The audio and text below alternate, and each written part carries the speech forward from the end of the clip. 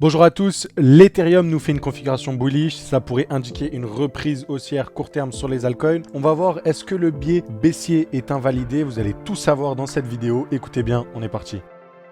Bon, pour ceux qui se rappellent, on s'était laissé sur la potentielle distribution sur les marchés traditionnels et on avait dit que c'était à peu près la même chose qu'on pouvait observer sur nos amis Ethereum, les cryptos en général. Donc on a déjà eu un début de mouvement baissier, tout simplement avec cette cassure de ce lot-là. Néanmoins, vous le rappelez, sur la plus grosse unité de temps, le lot à l'origine de l'impulsion, le vrai lot protégé se retrouve ici. Et en fait, exactement comme la dernière fois où on a créé un lot juste là, en fait on est revenu refaire une accumulation juste au-dessus de ce lot-là qui indique que pour l'instant, on n'est pas encore prêt à aller plus bas. Donc l'accumulation en question, vous allez la voir, elle se trouve juste ici. Une touche, deux touches au même niveau. Prise de liquidité, inversion, ok. Un peu comme ce qu'on avait eu ici. Hop, prise de liquidité, inversion. Hop, on a toujours le retracement. En plus, on revient un peu revisiter cette bougie-là. Un peu comme ce qu'on a eu ici, revisiter cette bougie-là. Et hop, direct, on repart. Donc là, pour le coup, on réaccumule juste au-dessus de ce dernier lot protégé, qui est quand même ce qui est bullish. Donc au niveau de cette accumulation, on a quand même atteint la target minimale, ok, qu'on appelle la tiers, ok. Donc à partir de ce niveau-là, maintenant, il va falloir observer ce qui va se passer sur la charte, ok. Donc sur Ethereum, pour pouvoir se retourner, il faudra du coup casser le dernier lot, celui-là. Que ça arrive à partir de ce high là, pourquoi pas. Si jamais on fait un nouveau plus haut ici, bah je pense que attendre la cassure de ce lot là pour aller plus bas, et ainsi de suite. Une accumulation comme celle-ci sur Ether, elle peut, comme ce qu'on a eu ici, indiquer une reprise haussière pour revenir jusque dans ce gap là, ok. Je pense que c'est une possibilité, voire même un nouveau high. Si jamais on n'est vraiment pas sur une distribution, on a la réaccumulation ici suffit, ok. Et ça se corrobore avec ce qu'on a sur le Nasdaq à l'heure actuelle. Pour ma part, ça ressemble énormément à une distribution, ok. En ce lundi, on est vraiment dans la zone cruciale selon moi où on doit réagir à la baisse. Dites-vous que si sur le Nasdaq on casse cette FVG là, pour ma part cette distribution est invalidée et il faudra attendre une nouvelle prise de liquidité, voilà. Mais bon, il y a quand même de fortes chances qu'on réagisse ici, donc même si on a un peu de mou à la hausse avant de se retourner, du coup un peu comme ce qu'on va avoir sur Ether, hop, récupérer un petit peu juste là et ensuite repartir. Donc c'est vraiment la possibilité qui est en cours, qui s'invaliderait du coup si on corrobore Ether et le Nasdaq en cas de cassure de cette EVG là. Et du côté SP500 c'est pareil. Est-ce que l'accumulation qu'on a eu juste ici, donc la récupération des lots ici, était suffisante pour décaler le prix plus haut, tout simplement, ok.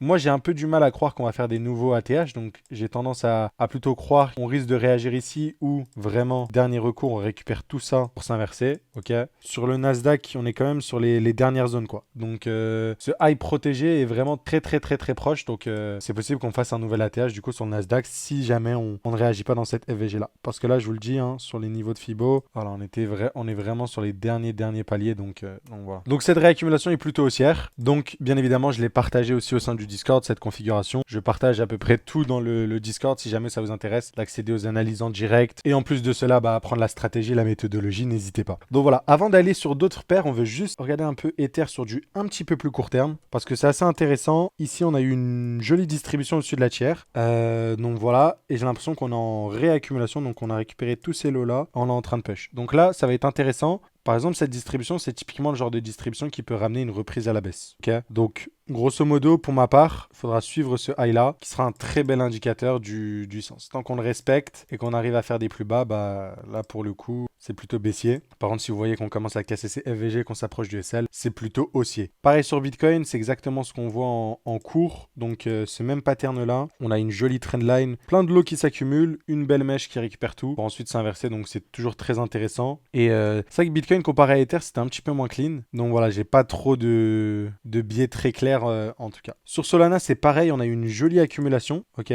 Donc, et on a récupéré la tiers. Vous le voyez ici, il va falloir faire attention. Est-ce qu'on aura suffisamment pour repartir sur notre ami Solana? Pour le coup, je vois une petite accumulation comme sur Ether, donc à voir si ça se poursuit et qu'on arrive à casser le dernier high, ce sera très intéressant. Et en vrai, si on recalque de partout, on avait des accus, on est venu chercher les tiers. Là, c'est qu'une question de est-ce qu'on casse le dernier high. Donc en l'occurrence, sur du court terme, il est là, au 2564. Et voilà quoi. Donc vraiment, je pense que ça sera intimement lié à ce qui va se passer sur le Nasdaq et le SP500. Pour faire un petit point aussi sur le pétrole, les amis. Donc c'est ultra intéressant ce qu'on a eu. Je vous avais dit la dernière fois. fois, cette accumulation, on a redistribué, mais cette fois, boum, on a réaccumulé et on a eu le nouveau signal. Du coup, mon nouveau signal haussier est arrivé à la cassure juste là. On est venu titiller le dernier high, donc assez intéressant. Et même aujourd'hui, carrément, on est revenu dans les FVG avec cette jolie bougie que vous voyez en 4 heures qui est assez bullish. Donc ouais, le pétrole, pour ma part, toujours très très haussier, surtout avec cette réaccumulation qu'on est en train d'avoir dans ce bloc-là, qui dure depuis environ voilà, une vingtaine de jours. Donc c'est assez explosif, on le rappelle. Pour moi, cette réaccumulation va nous donner un retour pour un pétrole aux 67 dollars environ. 67, donc à suivre, mais pour le coup, c'est très très haussier. Sur du plus court terme, j'aime bien ce qu'on a eu. J'aime bien dans le sens où hop, on est venu récupérer tous ces lots-là, je dirais, avec une cassure de ce high-là, il y a un petit beau setup à venir chercher. Et voilà, hein, grosso modo, sur le long terme, le vrai lot protégé se trouve là. Donc même si on a un retour dans ce gap-là, pour moi, on reste toujours très très haussier. Et sur le pétrole, il semblerait qu'on se dirige vers des plus hauts. Et en plus, j'aime bien comment on conforte cette résistance. Voilà, ça indique que pour moi, il y a quand même de bonnes chances qu'on vienne la liquider. Donc voilà, sur le pétrole, joli range de réaccumulation pour repartir. Donc très très haussier. On avait parlé aussi du palladium, mais non, du platine. Donc le platine, on a eu un espèce de breakout, entre guillemets, sur cette accumulation. On est en train d'avoir notre retracement, tout simplement. Je vais mettre en daily, parce que voilà. Donc on est en train d'avoir notre genre de retracement, donc c'est toujours intéressant. Et voilà, je m'attends toujours à une continuation, en fait, de ce... Même s'il faut un pullback. Une continuation de ce mouvement-là pour aller chercher, bien évidemment, ce dernier high. Donc voilà, ça peut être désamorcé, donc il y aura le stop vers ici, quoi. Mais si on continue sur ce momentum, on est quand même sur un range de consolidation qui dure depuis 1568 jours. Donc c'est comme ça que ça se trade un peu les commodités, c'est très long, très lent. Mais voilà, le gold qui semble aussi réaccumuler. Donc le gold exactement ici, qui vient nous faire un nouveau high. Donc voilà, toujours très haussier. Vous vous rappelez, on a quand même on a très bien repéré la structure ici. Donc ce reversal, on l'avait repéré et partagé. Donc encore une fois, ça c'est dans notre channel Commodities pour le Discord de ceux qui apprennent la stratégie. Et l'analyse, vous le voyez, se retrouve juste ici sur le gold. Donc ouais, plutôt intéressant. Si on fait un petit tour sur les paires Forex, sur l'euro USD, on a bel et bien repris. Retour dans la G-Men, donc magnifique. Belle reprise sur l'euro USD, on est toujours bullish. GPP USD, beau retracement, mais pareil, non, on parlait quand même des grosses structures comme celle-ci, donc voilà, ça semble toujours haussier face au dollar, tous ces trucs-là. Et voilà, le Dixit toujours tourné vers le bas, donc pas grand-chose à rajouter. J'essaie de regarder côté chinois. J'ai l'impression qu'on a une petite distribution sur ce niveau-là à suivre. Pareil sur BYD, potentiellement sur une distribution à suivre le lot. Donc pour un retour dans le bloc, potentiellement, pourquoi pas. Alibaba, pareil, hein, en cours de retracement, je pense qu'on va continuer à travailler cette zone-là. Donc on verra ça. Notre action Baidu, toujours pas la cassure du dernier high, donc on n'a toujours pas pu rentrer sur ce truc-là. Pour moi, on a une potentielle accumulation ici, donc il faudra vraiment observer comment le prix va se comporter ici. Donc grosso modo sur du... Là, voilà, on est sur du 2 heures, je dirais, 4 cassures de ce high-là. On peut avoir un petit setup sur notre ami Baidu, hop, pour jouer de la continuation haussière, je pense. Donc voilà, j'essaie de réfléchir si j'ai rien oublié. Ou une autre analyse sur BNB qui se porte magnifiquement bien, donc très belle exécution, on avait dit, hein. Pour moi, on est sur une distribution récupérer la tiers, donc ça se passe beaucoup mieux que sur Ether. Et comme sur Ether, vous l'avez vu, on est de retour dans des blocs et là, on réaccumule dans ces blocs-là. Donc, tu vois, il y a du mot pour push, donc on verra bien. On verra bien parce que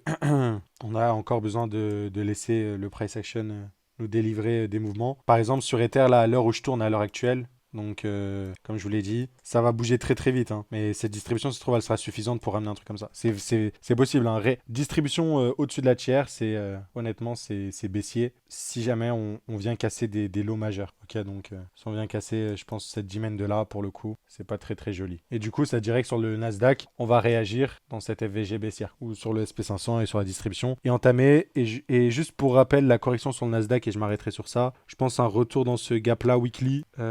Avant de faire si jamais on doit continuer la tendance haussière. Et pareil ici. Donc j'avais donné les D-Men, mais j'avais pas regardé le weekly, mais voilà, on a des beaux gaps. Ces gaps là, on aime bien revenir dedans, donc ouais, voilà, c'est des jolis gaps, quoi. Des jolis gaps. Bon, voilà, on va s'arrêter là. Vous avez à peu près le sentiment, le biais, etc. N'oubliez pas de vous abonner, de nous rejoindre si vous êtes sérieux quant à apprendre l'analyse technique. Et moi, je vous souhaite une agréable journée. À très vite. Ciao, ciao.